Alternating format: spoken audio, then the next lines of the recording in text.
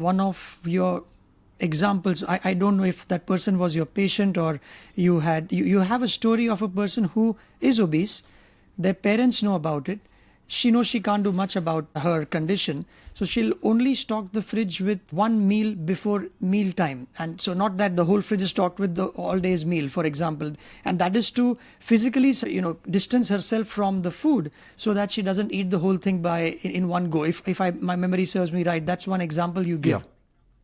Yeah. So Alex, Alex has got a very rare condition which is called Prader-Willi syndrome, which is a genetic disorder that results in the area of the brain that really drives eating behavior and satiety, that feeling of being able to sate your hunger, to malfunction. So actually she never feels full regardless of how much she eats.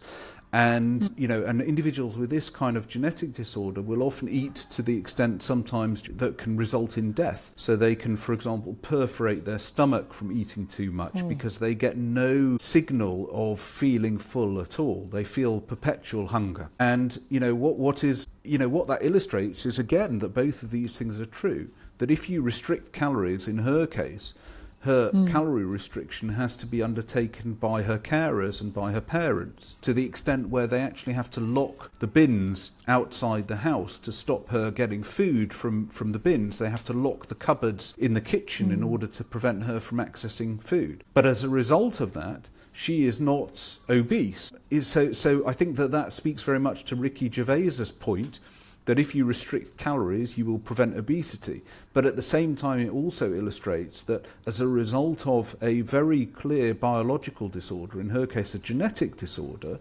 that also influences her level of obesity if she was in a world that existed like we all exist in, whereby we have ready accessibility to calories pretty much everywhere we go.